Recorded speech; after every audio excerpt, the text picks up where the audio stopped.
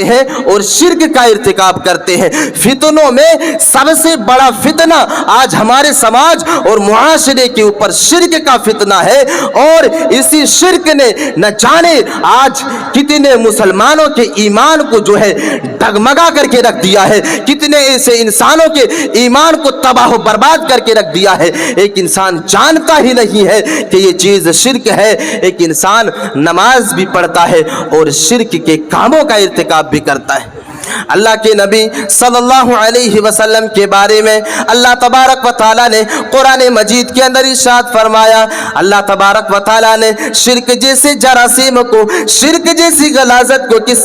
چیز سے جوڑا ہے؟ اللہ کے نبی صلی اللہ علیہ وسلم سے اللہ تبارک و تعالیٰ کہہ رہے ہیں کہ اے میرے نبی، اگر آپ بھی شرک کرتے تو ہم آپ کے جو ہے نیکیوں کو برباد کر دیتے، ہم آپ کے نیک عمل کو برباد کر دیتے۔ میرے عزیز ساتھیوں، یہ کتنا بڑا فتنہ ہے، اس بات سے اندازہ لگائیں، اس بات کے اوپر غور و فکر کرنے کی کوشش کریں، یہ شرک کتنا بڑا فتنہ ہے۔ آج جب ایک عالم اسٹیجوں سے، آج ایک مولوی جب مسجد کی مینارے سے جو ہے اور منبر رسول سے شرک کے اوپر گفتگو کرتا ہے تو ایک آدمی طنز کرتا ہے کہ یہ تو اہل حدیث علماء ہے جو شرک کے اوپر ہی گفتگو کیا کرتے ہیں۔ میرے عزیز ساتھیوں، اگر اہل حدیث علماء لوگوں کو شرک سے روکنے کی کوشش کرتا ہے، لوگوں کو شرک سے بچانے کی کوشش کرتا ہے، تو واحد ریزن یہ ہے کہ اللہ تبارک و تعالیٰ نے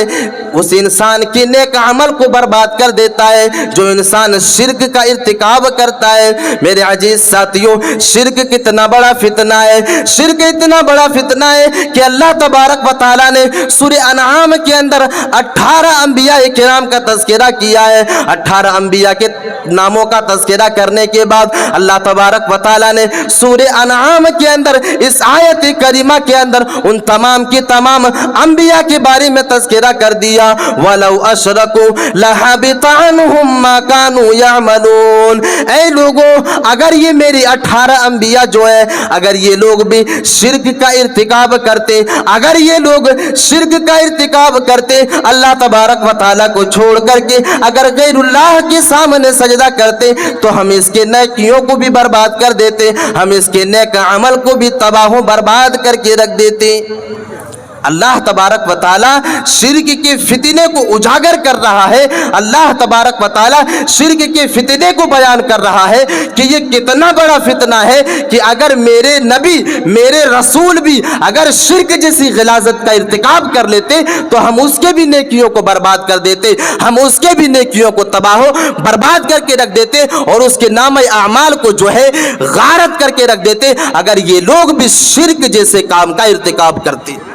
میرے عزیز ساتھیوں، آپ اندازہ لگائیں، اللہ تبارک و تعالیٰ شرک کے فتنے کو بیان کر رہے ہیں۔ پھر اللہ کے نبی صلی اللہ علیہ وسلم مرض الموت میں مبتلا ہے، آخری وقت ہے، اللہ کے نبی صلی اللہ علیہ وسلم اس دنیا کو چھوڑ کر کے جا رہے ہیں۔ حضرت عائشہ صدیقہ رضی اللہ تعالی عنہا بیان کرتی ہے کہ اللہ کے نبی صلی اللہ علیہ وسلم مرض الموت میں مبتلا ہے، پریشانی کی حالت میں موجود ہے۔ ایسے حالت میں اللہ کے نبی صلی اللہ علیہ وسلم اپنی زبان سے یہ الفاظ ادا کر رہے ہیں، لعنت اللہ علی الیہودی والنصارى، اللہ کے نبی صلی اللہ علیہ وسلم یہودیوں کے اوپر اور نصارہ کے اوپر لعنت کر رہے ہیں۔ اللہ کے نبی صلی اللہ علیہ وسلم یہودیوں اور نصارہ کے اوپر بد دعا کر رہے ہیں۔ کیوں کر رہے ہیں؟ اللہ کے نبی صلی اللہ علیہ وسلم بیان کرتے ہیں، اتخذوا قبور انبیائہم مساجد، کیونکہ یہ ان لوگوں نے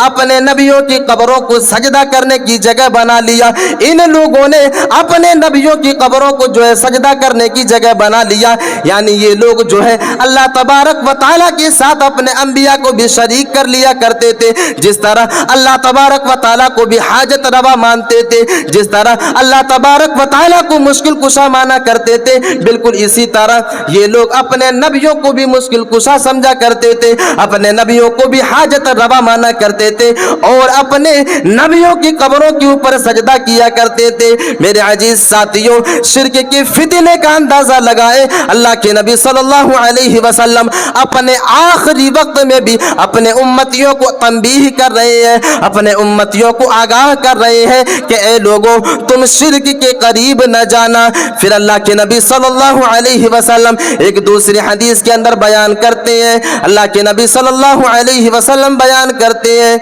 अल्लाहुम्मा ला तजअल कब्री बसनन युअबद। अल्लाह के नबी सल्लल्लाहु अलैहि वसल्लम कहते हैं कि ए मेरे रब, ए परवरदिगारे आलम, मेरे इस दुनिया से चले जाने के बाद, मेरे इस दुनिया से जो है कूच फरमा जाने के बाद, मुझे मेरे वफात हो जाने के बाद, इंतकाल कर जाने के बाद, ऐ मेरे रब, मेरी कब्र को सजदा करने की जगह ना बना देना, मेरी कब्र को जो है चरागा करने की जगह ना बना देना। मेरे अजीज साथियों, अल्लाह के नबी सल्लल्लाहु अलैहि वसल्लम अपने आखिरी वक्त में आकर इन बातों की तरफ इशारा क्यों कर रहे हैं? इसलिए कर रहे हैं कि ऐ मेरे उम्मतियों के लोगों, ऐ उम्मत मुहम्मदिया, ये शिर्क एक बहुत बड़ा फितना है। तुम इस फितने से बचे रहना, तुम इन फितने से हमेशा बचते रहना, क्योंकि ये फितना तुम्हारी नेकियों को बर्बाद कर सकता है, तुम्हारे नेकियों को तबाह बर्बाद कर सकता है,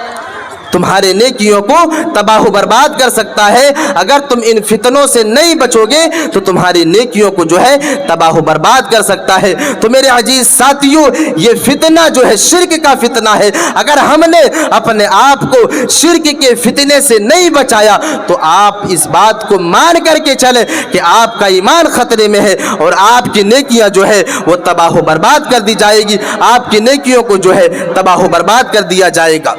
तो एक फितना शिर्क का फितना है और दूसरा फितना जो है वो माल का फितना है। दूसरा फितना माल का फितना है। आज मुआशरे के अंदर, समाज के अंदर न जाने किस तरह के लोग जो है इस फितने के ऊपर मुबतला है और माल और दौलत की लालच में न जाने एक इंसान किस तरह के कामों का इर्तिकाब कर लिया करते हैं, किस तरह के कामों को अंजाम दे दिया करते हैं। मेरे अजीज साथियों, अल्लाह के नबी सल्लल्लाहु अलैहि वसल्लम बयान करते हैं, इन्ना लिकुल्लि उम्मतिन फितना, इन्ना लिकुल्लि उम्मतिन फितना, फितना तो उम्मती अलमाल। अल्लाह के नबी सल्लल्लाहु अलैहि वसल्लम बयान कर रहे हैं, इन्ना लिकुल्लि उम्मतिन फितना, फितना तो उम्मती अलमाल। अल्लाह के नबी सल्लल्लाहु अलैहि वसल्लम बयान कर रहे हैं, अल्लाह के नबी सल्लल्लाहु अलैहि वसल्लम वाज़े कर रहे हैं कि अल्लाह तबारक व तआला ने हमसे पहले तमाम की तमाम उम्मत। भाइयों, आप लोगों से गुजारिश है, आप लोग इत्मीनान से बैठे हैं, सांसद साहब आ रहे हैं, आप लोग देख पाएंगे, ऐसे आप लोग हुड़दंग मत मचाइए, आप लोग इत्मीनान से अपने अपनी जगह पर बैठ जाएं।